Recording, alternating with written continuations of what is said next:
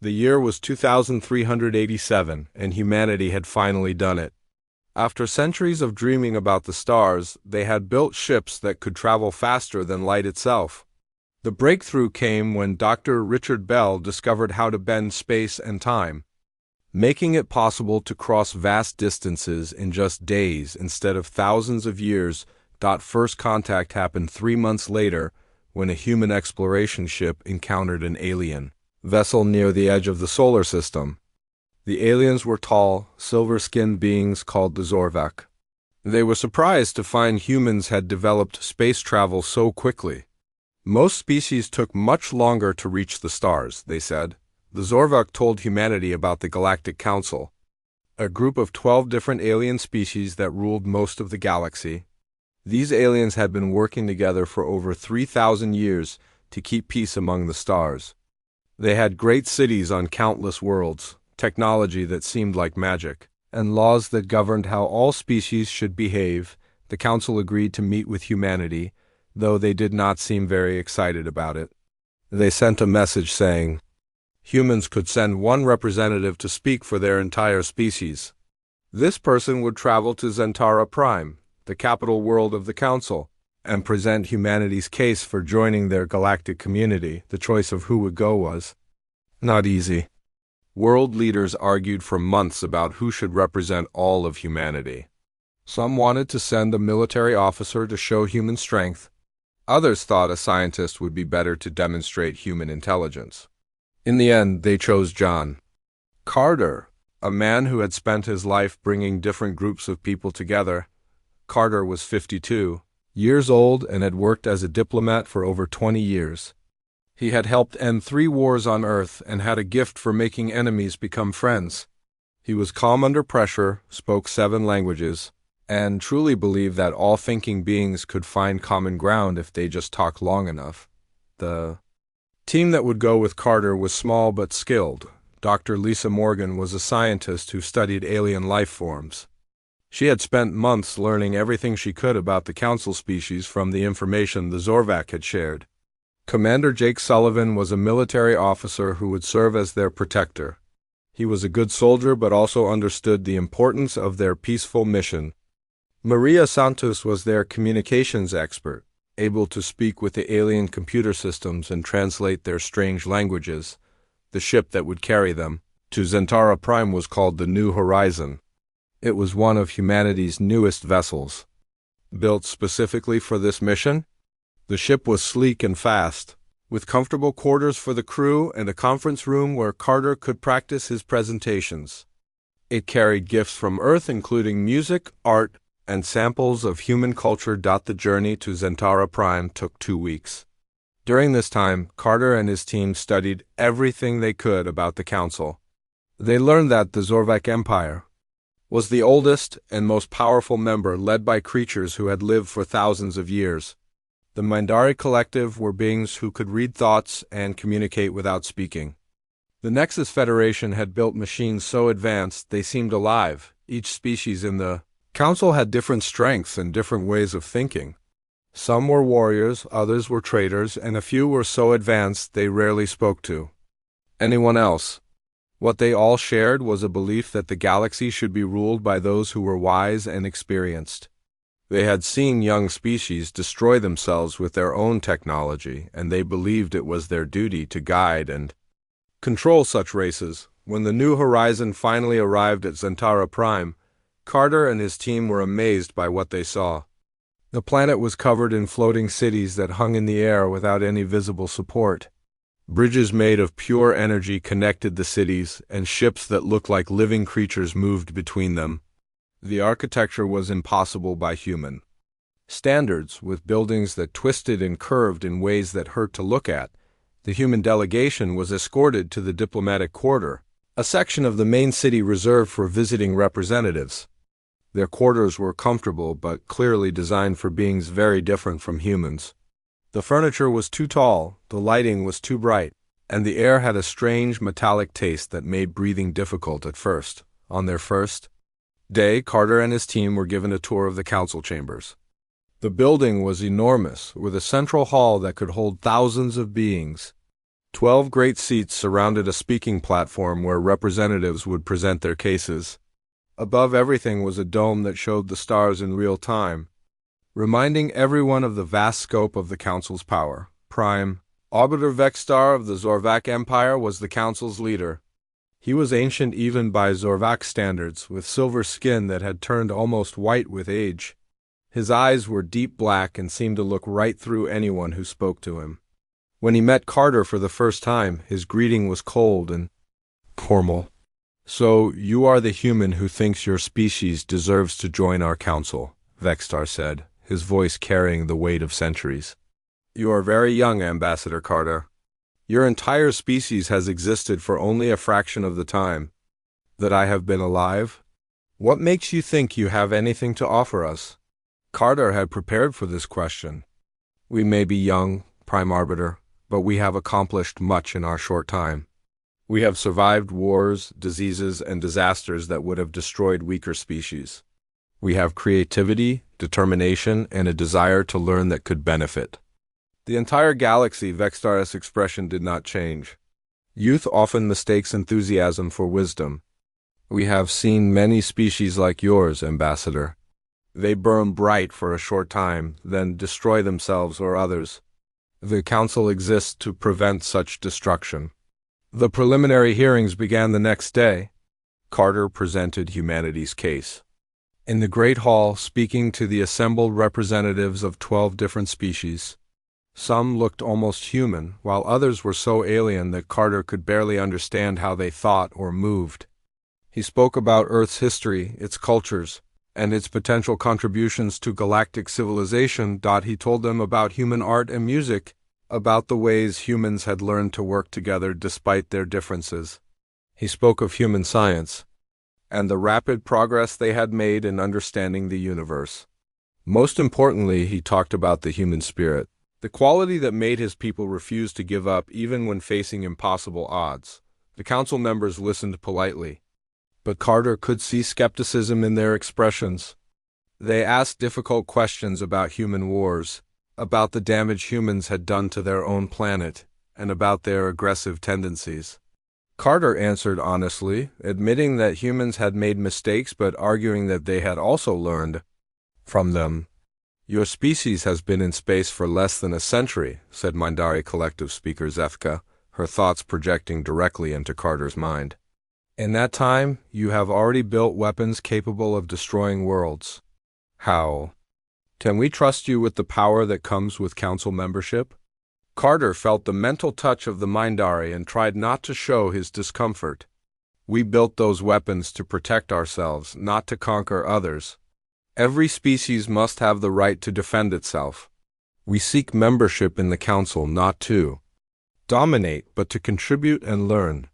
After 3 days of hearings, the council announced they would consider humanity's application.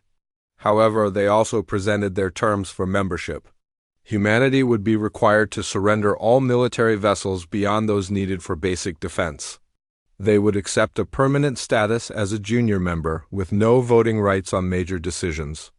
Most importantly, they would acknowledge the Council's authority over all human activities in space. Carter was shocked by the terms. They would essentially make humanity a servant species, dependent on the Council for protection and guidance. When he expressed his concerns, Vextar's response was sharp and final. "These terms are not negotiable, Ambassador. They reflect the reality of your species' position in the galaxy. You are newcomers who have proven nothing except your capacity for violence. Accept these terms, or return to your small world and remain there." Carter requested time to consider the terms, but in his heart, he already knew his answer. Humanity had not reached for the stars only to become slaves to alien masters. The confrontation that would change everything was about to begin. Carter spent the night walking around his quarters, thinking about the council's terms. The walls of his room were made of some kind of clear material that showed the alien city beyond. Strange lights moved through the darkness and creatures. He could not identify flew between the floating buildings. Everything reminded him that he was very far from home. Maria Santos found him standing by the window at dawn. She had been monitoring communications from Earth and brought troubling news. The world leaders were divided about what Carter should do. Some wanted him to accept the Council's terms, arguing that any membership was better than being shut out of the galaxy.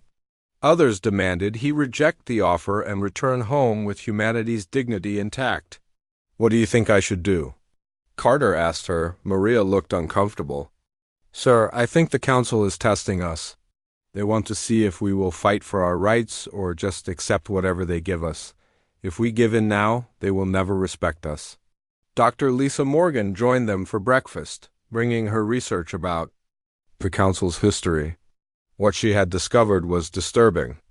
Over the centuries, the Council had encountered dozens of species that they considered too dangerous or unpredictable to join as equals. Most of these species had been forced to accept terms similar to what humanity was being offered. "The pattern is always the same," Lisa explained. First, they invite the species to apply for membership. Then they present impossible terms that no proud species could accept. When the species refuses, the Council declares them a threat to galactic peace and takes action to control them. Commander Jake Sullivan had been quiet during breakfast, but now he spoke up. "What kind of action?" Lisa's expression was grim. "Sometimes they destroy the species' space travel capabilities, trapping them on their homeworlds. Sometimes they occupy their planets directly. But in a few cases, they have made examples of the species' leaders to warn others." Carter felt a chill run through him. What kind of examples? "Public executions broadcast across the galaxy," the Council calls it justice, but it is really about fear. They want other species to see what happens to those who refuse to submit. The implications were clear. Carter realized that his mission had been doomed from the start. The Council had never intended to accept humanity as equals. They had brought him here to humiliate him and his species, to force them into submission through threats and intimidation. Jake Sullivan stood up and moved to the window. "We should leave immediately. Get back to Earth and warn them about what we are facing." Carter shook his head. "We cannot leave. If we run now, it will confirm everything they believe about us. They will say that humans are cowards who cannot stand up for themselves." "Better to be called cowards than to be dead," Jake replied. Carter turned to face his team. These people had followed him across the galaxy, trusting his judgment and his ability to secure a future for humanity among the stars. Now he was about to ask them to risk everything for a principle that might cost them their lives. "I am going to reject their terms," Carter said quietly. "I am going to tell them that humanity will not accept the status of servants or slaves. We will either join the Council as equals, or we will not join at all." Maria Santos was the first to speak. "Sir, they might kill you for saying that." "Then I will die knowing I stood up for what was right," Carter replied. "I will not go back to Earth and tell 4 billion people that their future is to bow down to alien masters. That is not the humanity I know." Lisa Morgan reached across the table and took Carter's hand. "If you are determined to do this, then we will stand with you. But you should know that our communications with Earth are being monitored. If something happens to you, the whole world will know about it." Carter smiled sadly. "Good, let them see what the Council really is." The team spent the day preparing for what they knew would be their final appearance before the Council. Carter wrote a message to his wife and children back on Earth, telling them how much he loved them and asking them to be proud of what he was about to do. He also recorded a formal statement explaining his decision and his hopes for humanity's future. That evening, alien guards came to escort them to the Council chambers. The guards were Zorvik soldiers, tall and imposing in their silver armor. They did not speak to the humans, but their meaning was clear. This was not a request. The Council chamber was packed with representatives from dozens of species. Word had spread that the human ambassador was about to give his final answer, and everyone wanted to witness what would happen next. The 12 great seats of the Council members were filled, and Prime Arbiter Vexstar sat in the center like a judge about to pronounce sentence. Carter walked to the speaking platform in the center of the chamber. The lights dimmed, and suddenly he was alone in a circle of brightness while thousands of alien eyes watched him from the darkness. He could feel their hostility, their certainty that he would submit to their will. "I have considered the council's generous offer," Carter began, his voice carrying clearly through the vast chamber. "I have thought about what it would mean for my species to accept membership under the terms you have presented." Vextar leaned forward slightly. "And what is your answer, Ambassador?" Carter straightened his shoulders and looked directly at the Prime Arbiter. "I reject your terms. Humanity will not accept the status of a servant species. We will not surrender our right to defend ourselves, and we will not acknowledge your authority over our actions in space." A murmur of shock ran through the chamber. Even the council members seemed surprised by Carter's directness. They had expected him to negotiate, to ask for better terms, or to plead for mercy. They had not expected him to reject them completely. Vextar's expression hardened. "You refuse our generous offer? You would rather have nothing than accept what we give you?" "I would rather have nothing than accept slavery," Carter replied. "Humanity has fought for thousands of years to be free. We will not give up that freedom. Now, not for you or anyone else." The Prime Arbiter stood up, his ancient frame towering over the chamber. "You speak of freedom, but you do not understand what freedom means in the galaxy. Freedom is earned through wisdom and restraint. Your species has shown neither. We have shown courage," Carter said. "We have shown the willingness to explore, to learn, and to grow. If that is not enough for you, then we will find our own way among the stars." The chamber erupted in angry voices. Council members shouted at each other in languages Carter could not understand. Some seemed to be arguing for immediate action, while others called for restraint. Through it all, Vextar remained silent, studying Carter with those ancient black eyes. Finally, the Prime Arbiter raised his hand for silence. "Ambassador Carter, you have made your position clear. Now we will make ours clear. The Council cannot allow a species like yours to roam free in the galaxy. You are too dangerous, too unpredictable, and too arrogant to be trusted with the power of star travel." Carter felt his heart sink, but he kept his expression calm. "What are you saying?" "I'm saying that your application for membership is rejected. Furthermore, your species is hereby declared a threat to galactic peace. You will be confined to your home system, and any human vessels found beyond your borders will be destroyed." The chamber fell silent. Carter realized that this was the moment Lisa had warned him about. The Council was about to make an example of him, to show the galaxy what happened to those who defied their authority. "There is one more thing," Vextar continued. "Your presence here, your refusal to accept our authority, cannot go unpunished. The galaxy must see that the Council will not tolerate defiance from primitive species." Jake Sullivan started to move forward, but the Zorvac guards blocked his path. Maria Santos was crying, and Lisa Morgan was shaking her head in disbelief.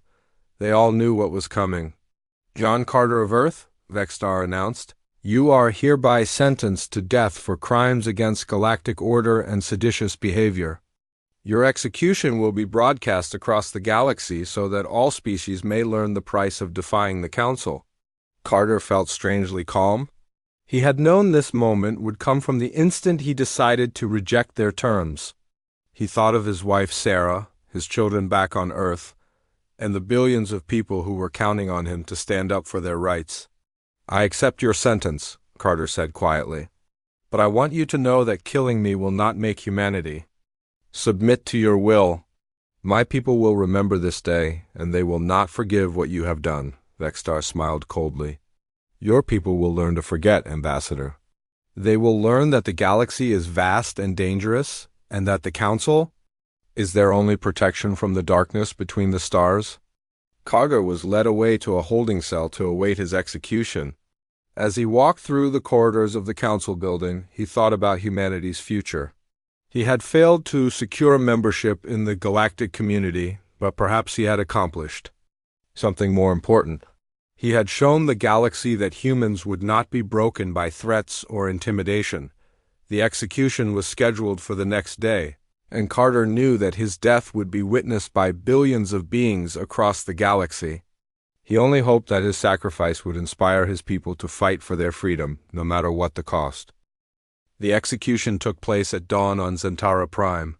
The grand amphitheater was filled with thousands of alien beings who had come to witness what the council called justice. Cameras recorded every moment, broadcasting the event to billions of viewers across the galaxy. Carter was brought to the center of the amphitheater in chains. He walked with his head held high, showing no fear or regret. The Zorvok guards positioned him on a raised platform where everyone could see him clearly. Prime Arbiter Vexstar stood nearby, ready to give the final order. John Carter of Earth. Vexstar announced, his voice echoing through the amphitheater. You have been found guilty of defying the Galactic Council. Do you wish to recant your words and beg for mercy? Carter looked up at the alien leader with steady eyes. I have nothing to recant. I spoke the truth yesterday, and I speak the truth now. Humanity will never bow to alien masters. We would rather die free than live as slaves. The crowd murmured at his words, but Carter continued speaking. You may kill me today, but you cannot kill the human spirit. My people will remember this moment. They will remember that their ambassador died standing up for their rights, and they will come for you. Vexstar raised his hand, and the execution device hummed to life. It was a terrible machine that would dissolve Carter's body completely, leaving nothing but ash. Your last words are noted, Ambassador. Let them be your epitaph. The energy beam struck Carter, and he was gone in an instant. The crowd cheered, but their celebration was hollow. Something in Carter's final words had disturbed them, though they could not say what. The news of Carter's execution reached Earth 18 hours later. The quantum communication relay carried the terrible message across the galaxy at faster-than-light speed. The first to receive it was President Helen Adams in Washington, who was awakened at 3 a.m. by her advisors. Madam President. Her chief of staff said quietly, We have received word from the Galactic Council. Ambassador Carter has been executed. President Adams sat up in bed, suddenly fully awake. Executed? For what crime? For refusing to accept their terms for membership. The Council broadcast his execution across the galaxy as a warning to other species. Within an hour, the news had spread to every government on Earth. Emergency sessions were called in every major capital. The footage of Carter's final speech and death was broadcast on every television station and computer network. The reaction was immediate and explosive. In New York, thousands of people gathered in Times Square, holding signs demanding revenge for Carter's murder. In London, protesters surrounded the alien embassy, throwing stones and shouting angry slogans. In Tokyo, Beijing, and Moscow, similar scenes played out as humanity grappled with the reality of their situation. The governments of Earth struggled to maintain order as riots broke out in major cities. People demanded to know why their leaders had sent Carter to his death. They wanted to know what Earth was going to do about the Council's actions. Most of all, they wanted justice for the man who had died defending their freedom. President Adams called an emergency session of the United Nations. Representatives from every nation on Earth gathered in the assembly hall, their faces grim with determination. The president stood at the podium, looking out at the assembled leaders of humanity. My fellow leaders, she began, we face a choice today that will define the future of our species. We can accept the Council's judgment and submit to their authority, or we can stand up and fight for our right to exist as free beings. The Russian representative stood up. Madam President, what choice do we have? These aliens have technology we cannot match. They have fleets that could destroy our entire planet. How can we possibly fight them? President Adams turned to General Marcus Cole, the head of Earth's combined military forces. The general was a veteran of 3 wars, a man who had spent his life studying the art of warfare. His analysis was sobering but clear. The Council has superior technology, superior numbers, and superior resources, Cole said. By every military standard, we should surrender immediately. Fighting them would be suicide. The assembly hall fell silent.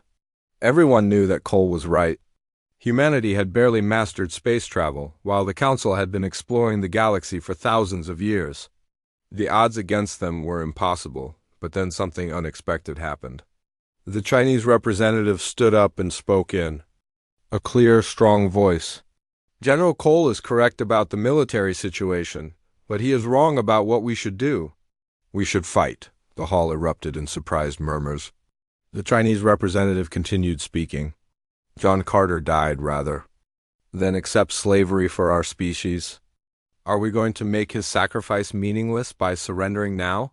One by one, other representatives began to stand up. The British representative spoke about the human tradition of fighting against impossible odds. The Indian representative talked about the importance of dignity and self-respect. The Brazilian representative reminded everyone that freedom was worth any price. Soon, every representative in the hall was standing. The vote was unanimous. Earth would go to war against the Galactic Council. They would fight for their right to exist as free beings, no matter what the cost. The declaration of war was broadcast to the galaxy within hours. The Council's response was swift and mocking. They sent a message to Earth saying that humanity's tantrum would be quickly ended. They gave Earth 1 month to surrender unconditionally, or they would send a fleet to force compliance. But Earth was not planning to surrender. Instead, they began the largest military buildup in human history. Every nation on the planet contributed resources to the war effort. Factories that had been making cars and computers were converted to produce weapons and warships. Scientists who had been studying medicine and agriculture were reassigned to weapons research. Dr. Rachel Stone, Earth's leading physicist, was put in charge of developing new military technologies. She had spent years studying the theoretical physics behind faster-than-light travel, but now she turned her attention to more destructive applications. Her team began work on weapons that would make the Council regret their decision to execute John Carter. The first breakthrough came from studying the energy patterns of the device that had killed Carter. Dr. Stone's team reverse-engineered the technology and found ways to make it even more deadly. They developed weapons that could destroy entire space stations with a single shot. Admiral Karen West took command of the rapidly expanding Earth fleet. She was a brilliant naval strategist who had spent years studying alien technology captured from the first contact with the Zorvak. Under her leadership, human shipyards began producing warships designed for one purpose: killing aliens. The new ships were unlike anything humanity had ever built. They were fast, heavily armed, and built with no concern for crew comfort or long-term survival. Every system was designed to maximize destructive power. The ships had names like Vengeance, Fury, and Carter's Revenge. Meanwhile, Captain Peter Hayes led a covert intelligence operation to gather information about Council worlds and military installations. Hayes was a former Special Forces officer who had volunteered for the most dangerous mission in human history. His job was to sneak into Council space and find their weaknesses. Hayes and his team used stolen alien technology to disguise themselves as members of various Council species. They infiltrated military bases, government facilities, and civilian populations. Many of them knew they were on suicide missions, but they went anyway. They were driven by the same anger that was consuming all of humanity. The intelligence they gathered was invaluable. They learned about Council fleet movements, defensive positions, and internal conflicts between different species. Most importantly, they discovered that the Council was not as united as it appeared. Several member species had private doubts about the execution of Carter and the decision to go to war with humanity. As the months passed, humanity transformed from a peaceful, exploring species into a war machine focused entirely on revenge. Children learned military tactics in school alongside mathematics and science. Adults worked double shifts in weapons factories and shipyards. Every resource on Earth was dedicated to preparing for the coming conflict. The normal functions of society continued, but everything was subordinated to the war effort. Sports leagues were canceled so that stadiums could be used for military training. Entertainment programs were replaced with news about the war preparations. Even religious services focused on prayers for victory against the alien enemies. The transformation was complete when the first human battle fleet left Earth orbit. Admiral West stood on the bridge of her flagship, looking out at the hundreds of warships under her command. These vessels represented the best of human engineering and the worst of human hatred. "Set course for the Zorvak home system," she ordered. "It is time to show the galaxy what happens when you kill a human ambassador." The war was about to begin, and humanity was ready to fight with everything they had. They had learned that the galaxy was a dangerous place where only the strong survived. Now they would prove that humans could be just as dangerous as any alien species. 2 years after Carter's execution, humanity was ready for war. The transformation was complete. Earth had become a fortress world, its surface covered with weapons factories and military bases. Every human alive was part of the war effort in some way. The peaceful species that had once dreamed of joining the galactic community was gone, replaced by something harder and more dangerous. Admiral Karen West stood on the bridge of her flagship, Vengeance, as the human fleet prepared to attack. Around her, 50 of humanity's most advanced warships waited in the darkness between stars. These vessels were built for one purpose: to destroy everything connected to the Galactic Council. The target was the Zorvak home system, where Prime Arbiter Vextar lived and ruled. This was where the order for Carter's execution had come from. This was where humanity would deliver its message of revenge. "All ships report ready for jump," announced the communications officer. West looked at the tactical display showing the locations of all her ships. Each one was armed with weapons the galaxy had never seen before. Antimatter torpedoes that could destroy entire space stations, quantum bombs that tore holes in space itself, kinetic weapons that hit with the force of meteors. "Begin the attack," West ordered. The human fleet disappeared from normal space and reappeared instantly inside the Zorvak system. The aliens had no warning. One moment their space was empty, the next it was filled with human warships that opened fire immediately. Captain Amy Foster commanded the lead assault group from her ship Carter's Fury. She was the first to fire, launching a spread of antimatter torpedoes at the main Zorvak fleet base. The explosions lit up space like miniature suns, vaporizing everything within 1,000 kilometers. "This is for John Carter," Foster broadcast. On all frequencies, as her ships continued their attack, the Zorvak fleet tried to respond, but they were unprepared for humanity's tactics. Council species had fought wars before, but they were civilized conflicts with rules and limits. The humans fought with no rules at all. When their weapons ran out, they rammed their ships into alien vessels. When their ships were damaged beyond repair, they detonated their reactors to take out nearby enemies. The battle lasted 6 hours. When it was over, the entire Zorvak defense fleet was destroyed. Thousands of alien ships burned in space, their crews dead or dying. The humans had lost only 12 vessels, and most of those were deliberate sacrifices to cause maximum damage, but the fleet attack was only the beginning. West's ships moved on to the populated worlds of the system, raining destruction from orbit. They targeted military installations first, then government buildings, then anything connected to the Council's authority. The civilians tried to evacuate, but the human ships followed them. There would be no mercy, no prisoners, no survivors. Who had supported Carter's execution? The message was broadcast on every frequency as the bombardment continued. "People of the galaxy," West announced, "this is what happens when you murder human diplomats. John Carter came to you in peace and you killed him. Now you face the consequences." News of the Zorvak system's destruction spread across the galaxy. In hours, the Council's response was swift but confused. They had expected humanity to surrender when faced with superior force. They had not prepared for an enemy that fought with such savage intensity, the Council fleet that was sent to stop. The humans was larger and more advanced, but it suffered the same fate as the Zorvak defenders. The humans appeared without warning, struck with overwhelming force, and disappeared before effective resistance could be organized. General Marcus Cole had developed new tactics specifically for fighting advanced alien forces. Human ships moved in small groups, striking multiple targets simultaneously. They used their faster-than-light drives not just for travel, But as weapons appearing inside enemy formations and causing chaos, the key to human success was their willingness to die for victory. Council forces fought to win with minimum casualties.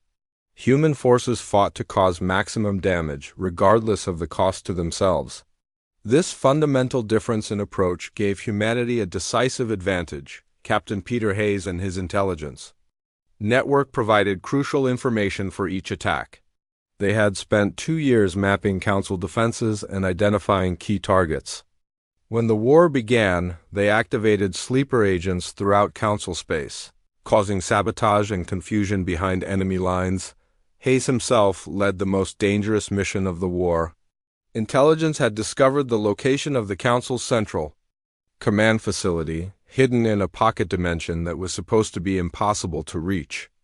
The facility coordinated all Council military operations and contained their most advanced technologies. The mission required a combination of stolen alien technology and human innovation.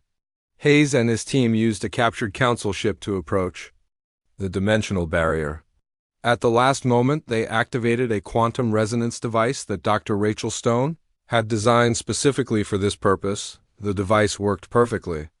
It tore a hole in the dimensional barrier, allowing Hayes and his team to enter the hidden facility. What they found inside amazed and horrified them.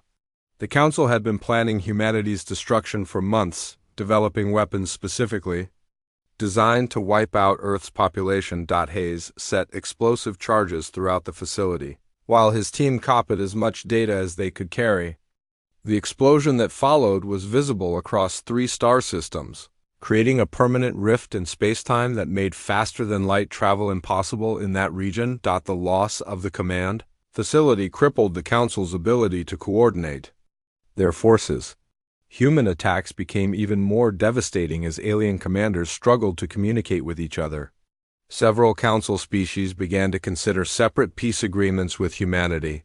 The war's momentum shifted completely in humanity's favor when they captured a Council shipyard and turned its production capabilities against its former owners. Human engineers modified alien designs, creating hybrid vessels that combined the best of both technologies. Dr. Stone's research team had been working on even more terrible weapons. The Carter protocols included devices that could destroy entire solar systems by destabilizing their stars, biological weapons that targeted specific alien DNA sequences, technologies that could permanently sterilize planets, making them uninhabitable for thousands of years. These weapons existed for one purpose: to ensure that no alien species would ever again consider humanity weak or expendable. The galaxy would learn to fear humans, or the galaxy would die. The psychological impact of human tactics was as important as their military effectiveness. Council species had lived in peace for thousands of years. They were not prepared for an enemy that showed no mercy, took no prisoners, and fought with such terrible intensity. Alien civilians began to demand that their governments make peace with humanity. They had seen the footage of destroyed worlds and burning fleets. They understood that the humans would not stop until every Council member responsible for Carter's death was eliminated. The Council tried to negotiate, but humanity's terms were simple and non-negotiable: complete surrender and the delivery of everyone responsible for Carter's execution. There would be no compromise, no middle ground, no diplomatic solution. Prime Arbiter Vexstar made a final broadcast to the galaxy, trying to rally support for continued resistance. "The humans have become monsters," he declared. "They must be stopped before they destroy everything we have built." But his words fell on deaf ears. 7 of the 12 Council species had been driven to the brink of extinction. Their fleets were destroyed, their colonies occupied, their populations fleeing in terror. The remaining 5 species began to distance themselves from the Zorvak Empire and its ancient leader. Admiral West's forces continued their systematic destruction of Council power. Every military base, every government facility, every symbol of Council authority was targeted and eliminated. The humans fought with the efficiency of machines and the fury of berserkers. The final phase of the war began when human forces surrounded Zentara Prime, the Council's capital world. The planet's defenses were the strongest in the galaxy, protected by energy shields and defended by the last remnants of the Council fleet, but humanity had learned to overcome any defense. Dr. Stone's newest weapons could penetrate any shield, and Admiral West's tactics could defeat any fleet. The siege of Zentara Prime would be the final chapter in the Council's destruction. As the human fleet prepared for the ultimate assault, soldiers throughout the force thought of John Carter and his final words. He had promised that humanity would come for those who killed him. Now, 3 years later, they were keeping that promise. The siege of Zentara Prime lasted 37 days. The planet's shields flickered and sparked under the constant bombardment from human weapons. The orbital defense platforms that had protected the capital world for thousands of years crumbled. One by one, under the relentless assault, Admiral West watched the destruction from her command ship, feeling no satisfaction in the victory. 3 years of war had changed her from a hopeful explorer into a hardened killer. She had seen too much death, caused too much destruction, to feel anything but emptiness. "The planetary shields are failing," reported her tactical officer. "We can begin the ground assault?" West nodded. "Signal President Adams. Tell her that Zentara Prime is ready for occupation." The news reached Earth within hours. President Helen Adams, now in her 4th year of leading humanity's war effort, prepared for the journey that would complete their revenge. She would personally oversee the final judgment of the Galactic Council. The ground invasion of Zentara Prime was swift and brutal. Human Marines, trained specifically for urban warfare against alien enemies, stormed through the floating cities. The Zorvak defenders fought bravely, but they were facing soldiers who had been forged in 3 years of total war. Captain Amy Foster led the assault on the council chambers. Her troops moved through the alien architecture with practiced efficiency, eliminating resistance and securing key positions. The building where John Carter had been sentenced to death was now filled with human soldiers seeking justice. The surviving council members were found hiding in the deepest vaults beneath the capital city. Prime Arbiter Vexstar, now ancient and frail, cowered with the others as human soldiers surrounded them. The beings who had once ruled the galaxy were reduced to terrified prisoners. President Adams arrived on Zentara Prime 3 days after the invasion began. She walked through the same halls where Carter had pleaded for human dignity, her boots echoing on floors that had witnessed the execution order. The irony was not lost on her. General Marcus Cole met her at the entrance to the council chambers. The veteran soldier looked tired but determined. "We have secured all the surviving council members, Madam President. They are waiting for your judgment," Adams nodded. "Any word from the other council species?" "5 have formally surrendered and agreed to our terms," Cole replied. 2 others are in the process of negotiating. The remaining 3 species have been effectively destroyed as spacefaring civilizations. The transformation was complete. The Galactic Council that had ruled for 3,000 years was finished. Their fleets were destroyed, their colonies abandoned, their authority shattered. Humanity had achieved total victory through sheer determination. An overwhelming violence dot the trial of the Council. Members took place in the Grand Amphitheater where Carter had been executed. The symbolism was deliberate. President Adams wanted the galaxy to see that justice had come full circle. Vexstar was brought to the same platform where Carter had made his final speech. The once mighty ruler of the Zorvak Empire was now a broken old creature, his silver skin dulled with age and fear. He looked up at Adams with eyes that had seen the rise and fall of civilizations. "Prime Arbiter Vexstar," Adams announced, her voice carrying to every corner of the amphitheater, "you are charged with the murder of Ambassador John Carter and the attempted subjugation of the human species. How do you plead?" Vexstar's response was barely a whisper. "I was following the law, the Council's law. Carter was guilty of defying our authority." Adams stepped closer to the alien leader. "Your law meant nothing to us. You had no right to judge our representative. You had no right to execute him for defending human freedom." The old Zorvak tried to straighten himself with what dignity remained. "We were trying to maintain order in the galaxy. Young species like yours are dangerous." History has shown us what happens when primitive races gain access to advanced technology. Primitive? Adams's voice carried all the anger that humanity had felt for 3 years. You called us primitive, but we destroyed your empire. You called us weak, but we conquered your strongest worlds. You called us barbaric, but you were the ones who murdered an innocent diplomat. Vextar looked around the amphitheater, seeing human soldiers where once alien dignitaries had sat. What have you become? You have turned into the very monsters we feared you would be, Adam smiled coldly. We became what you forced us to become. John Carter came here offering friendship and cooperation. You answered with execution. Now you face the consequences of that choice. The other council members were brought forward one by one. Each had played a role in Carter's death, either by voting for it or by remaining silent when they could have spoken against it. Each now faced human justice. Dr. Lisa Morgan, who had survived the war and become humanity's leading expert on alien psychology, read the charges against each prisoner. Commander Jake Sullivan, now a general in the human army, supervised their detention. Maria Santos, working as a war correspondent, broadcast the proceedings to billions of viewers across the galaxy. The sentences were carried out with the same efficiency that had characterized the entire war.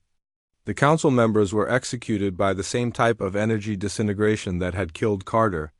Their deaths were broadcast across the galaxy, just as Carter's had been, but this time the message was different.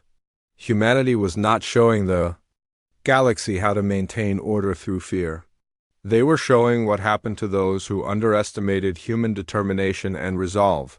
With the Council's destruction complete, humanity faced the question of what came next.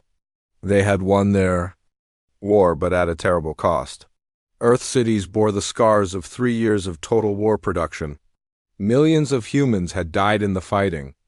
An entire generation had grown up knowing only conflict and hatred. Admiral West, now promoted to Supreme Commander of Human Forces, established military governments on the former Council worlds. Human administrators took control of alien colonies, imposing order through strength rather than law. The galaxy entered a new age under human dominance. Dr. Rachel Stone's research continued, but now focused on maintaining human superiority rather than achieving it. Her laboratories developed new weapons designed to prevent any alien species from ever again challenging human authority. The Carter protocols remained active, ready to destroy any world that dared to resist. The transformation of humanity was complete. They had evolved from hopeful diplomats seeking acceptance to galactic conquerors who ruled through fear. The species that had once dreamed of joining a peaceful galactic community now controlled that community through military might. President Adams returned to Earth as a hero, but the victory felt hollow. She visited Carter's grave in Arlington Cemetery, where a simple monument bore his name and dates. The inscription read, "He died so that humanity might live free."